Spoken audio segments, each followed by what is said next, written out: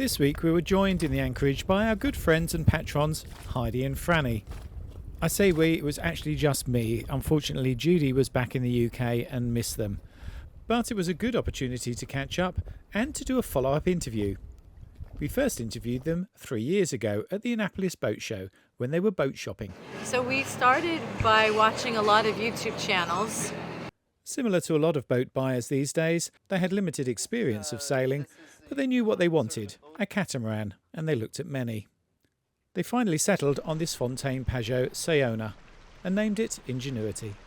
So I thought this would be an interesting case study after almost 3 years of living on board to see if reality met up to expectation.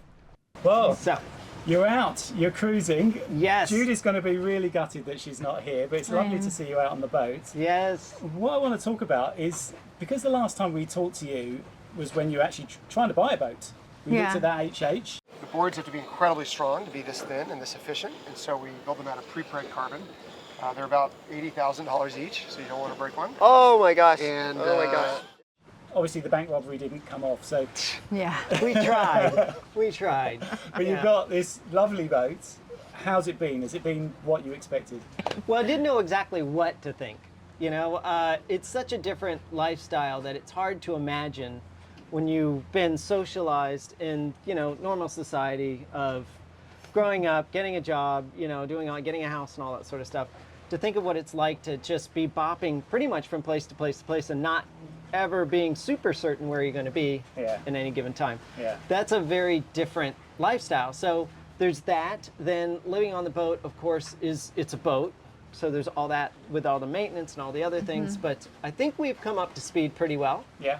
I would say it has been a pretty steep learning curve for a lot of things, and some frustrations, of course, along the way, for sure. But we're here in the Bahamas, so we made it. So we've been up and down the eastern seaboard twice. Yeah. So that's 2 trips up about and 2 ready to trips go down. a third time. And we're going to be heading back up, and it's been wonderful because you can't have an adventure if you don't leave your couch, right? Yeah. So we left the couch. Okay. Yeah. Well, we talk because I know the technical side is your bag, and we want to get to that in a minute. But before that, let's talk about actually the process then, because you moved away from, you explained the house. You had quite a big house, a lot of space. Well, you've got space on a boat. So how's it compare? I actually really like a tiny home now. It's a lot less to clean. Yeah. So when we first met you, your experience of it is sort of got through watching YouTube channels and things like that, of what's there. Has it lived up to that? I mean, in reality, is it what you expected? I'm sure you took it with a pinch of salt. Sure, of course. It's very different than what it looks like in YouTube land. Okay.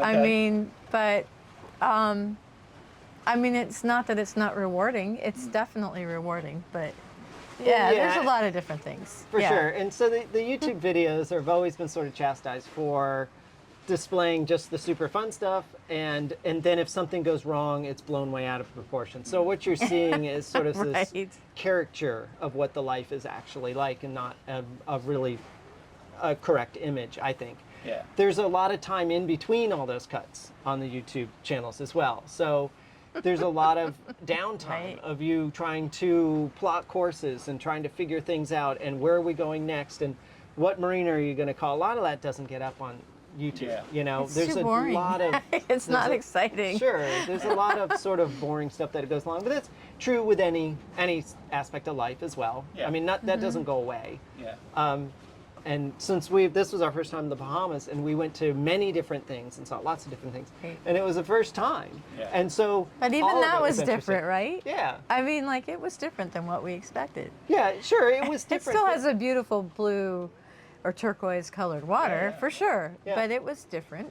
It was its own entity. Yeah. And you're seeing just the tip or just a little bit around the outside. Yeah. And so digging into it I think is really a lot of the fun as well, honestly, you know, trying to figure it out. You know, when you live in a house, you don't even think about it, but there's weather all around you all the time. Yeah. But you're in the house. You turn on the heat, turn on the air conditioning, you turn on whatever, you turn on the water, you get to go potty, everything just works, and you don't really, and if You don't think about where you're going to put your, yeah, you don't think about where you're going to do, we have to manage everything. Yeah. All of our resources, Right, power, Trash. sewer, trash, Yeah. food, everything. So you're you're on the hook for a lot of it, and there are very few times you can just ask somebody and just say, hey, could you do me a favor and come on over and check this out, because you may not know anybody. I mean, if it's an emergency, but you really need to be able to sort all of this yourself, really.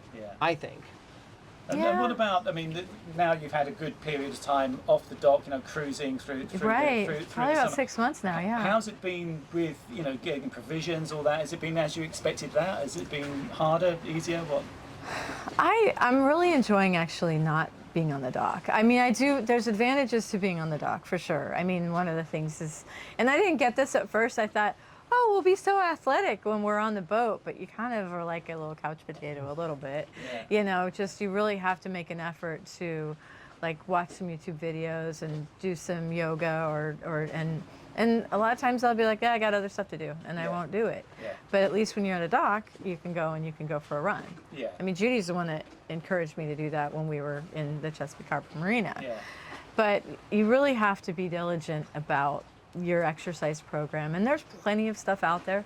I really have no excuses. There's plenty of stuff that you can do on the boat. Of course. But it is nice when you have that option.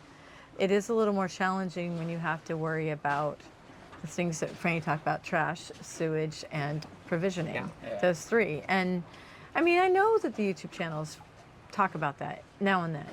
But you do want to go to places but where it takes quite a lot of your life, doesn't it? It Right, does. yeah, It does. yeah, And it does. I would say if you're at a marina, a lot of times there's a lot of stuff around a marina, especially on the East Coast. In the Yeah. U.S. at least there is. They make Here, it very maybe not so easy. much, but it's Yeah, the very East Coast easy. is very easy. Across the street is a nice grocery store, or this is that. You can get this and that, and there's people there that can or tell Instacart you delivers what's available. now too. Yes, and you can get Amazon and all sorts of deliveries at marinas. It's a little like being in an apartment. Really. Right. But the minute you step out and push the boat off the dock and go somewhere else and drop the hook or grab a ball or something somewhere, it's very different. You drop the hook or you grab that ball and you come back, shut the engines off, and you look around you and you're surrounded by water and you can't step off, onto a dock. And so you're like, well, what's for dinner? Well, what's for dinner is what we're making. That's what's for dinner. So talk to me then about how it's been technically then, because your background obviously is a technical background.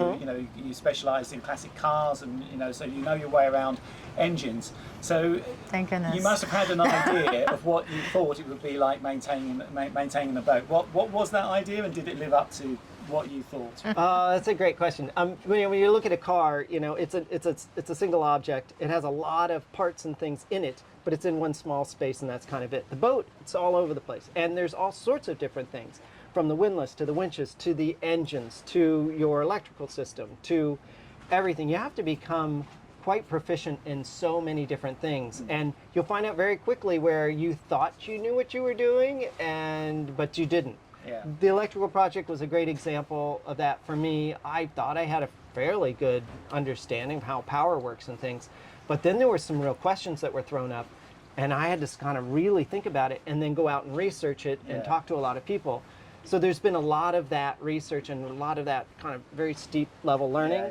And the amount of maintenance as you go along, because with classic cars, they're notorious. I used to have classic cars. They need a bit of tinkering. They need a bit of love. Yes. The boat is the same way.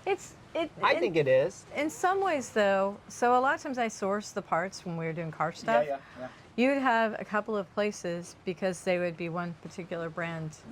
And the nice thing about something like Porsches or Ferraris is that a lot of that stuff would come from Porsche. You would go and you'd contact them and so on. But in the boat world, like, even if something like a production catamaran comes off of a production line, it's very customized. So like no two boats are really the same.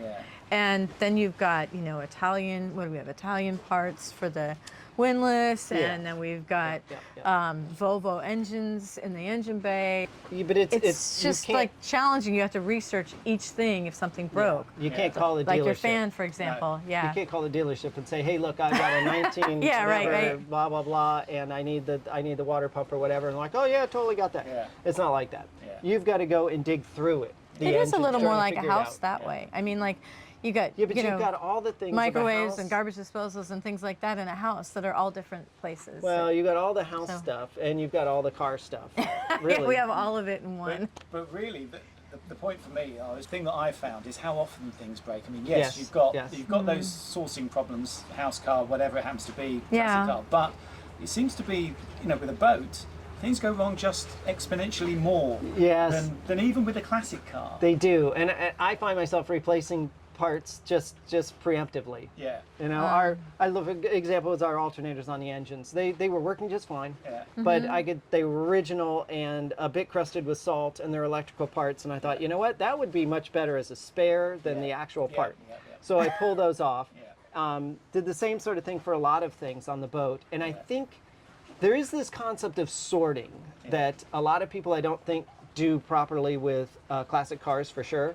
And then with boats, I don't think that happens a lot either. People, they put up with whatever's sort The of boat's half running, broken. let's go It's take it kind of out. works. Yeah. I'm pretty anal about making sure that everything works on the boat because I classify pretty much everything as a safety concern, right? If the wind instrument, if I can't tell how fast the wind's going or the direction's going, that's a problem for a catamaran, less of a problem for a mono. But for catamarans, we reef on the numbers, so I better have those numbers. Yeah. So I see these things, and when they go down, I'm like, oh, you know. But they do, and the weirdest things happen, and you have to go through it. But sorting the boat, I think I got things fairly sorted. I think I've had that door off like Knock 6 on or wood, 7 Franny. times. You know, I mean, but anything could break. We just got fuel. Who knows if we got bad fuel? Yeah. You don't know. Yeah, we have to put in So- fuel polishers this summer. So So that's you want all those contingencies, one of don't those you? You have things, to have your like, ducks we're lined up trying to do when, it. not if it goes wrong. Yeah. yeah. I don't want to enter a situation being 1 or 2 down. Yeah. You know, the more complicated these boats get, and the newer they seem to be getting much more complicated as the newer versions. They become so much more reliant on interconnectivity between different bits and things, and it becomes you have to be a real technician in order to understand how to fix it. Yeah. You might be able to make a call Yeah. if your Starlink works. You may be in a place where you can't even do that. So Yeah. then what are you going to do? Yeah, it's difficult, isn't it? Because Yeah. for cars, the technology got to such a stage where, I mean, I used to rebuild engines and things, but modern car, you need a machine that you plug in and it goes Yes. beep and it tells you what's wrong. You haven't got that, so you couldn't really work on your own cars anymore. That's what I found Yeah. personally. And if boats went that way, that would be very dangerous, wouldn't it? Because you can't have a boat go wrong in the middle of nowhere and then need someone to come. Exactly. It's not going to happen. Yeah. Or if you're going to just say, well, I've got plenty of money, I'm going to hire somebody, then I would say, well, you're better keep it to coastal cruising and not go offshore, because Yeah. you got to be able to get Ceto or Yeah. Towboat Yeah. US or Gonna one of need those. And a good if something Rolodex. really Yeah. Yeah. goes wrong. So with that in mind, then, lastly, what's the future for you guys? I mean, this is your first proper season out Yes. cruising. Yeah. Is it going to happen again? You're going to go further? What's the plan? I think so. Heidi, you've been, she's the planner, so why don't you, we've been going back and forth. Yep. So we, I'm not sure if we're going to come back to the Bahamas next year or maybe the following year. There's so much to do in the U.S. that we haven't done still. We keep stopping in Annapolis, and it's mainly because we found a nice dock that we could actually, stay at for the summer and get work done, and we know the people there, and so it's comfortable. And it is like being in an apartment and knowing your next door neighbors in the apartment building. Yeah. So we're going to do it one more season there. Yeah. And then after that, we're probably going to just keep going next summer, like maybe go up to Boston or even Maine. Oh, okay. So we'll just keep Yeah, going. that'd be fun. And so we haven't really done the upper United States sure. yet. Yeah. And at some point we'll eventually do the Caribbean. And it also revolves around insurance. Yeah. So we have to look at how much an insurance will cost us when we decide to start taking the boat so Yeah. farther. The nice thing about the one we have right now is we can do most of the Bahamas, not all of it. Yeah. And so once we decide, we really want to go down and see St. Lucia or, Yeah. something like that, then we have to change insurances. Yeah. And then we'll go wherever we decide to go. Yeah, so yeah. Because a lot that's of just, people on the East Coast, they do this regular trip, don't they? Yeah. Down to Yes. the Caribbean, but then you've got to get out for hurricane season, so you Right. go back up. And Chesapeake's a good area for that, isn't it? Because Yes. it's in this sort of window where it doesn't get any of that weather. Is Yes. that Yeah. right? Yeah. Yeah, it's actually a really good hurricane hole, weirdly. Yeah. Hurricanes will, if they're going to hit, they'll come across Florida and maybe get into the Carolinas. Yeah. Or they'll go even up the Atlantic and then come in New Jersey, Yeah. New York, that sort of thing.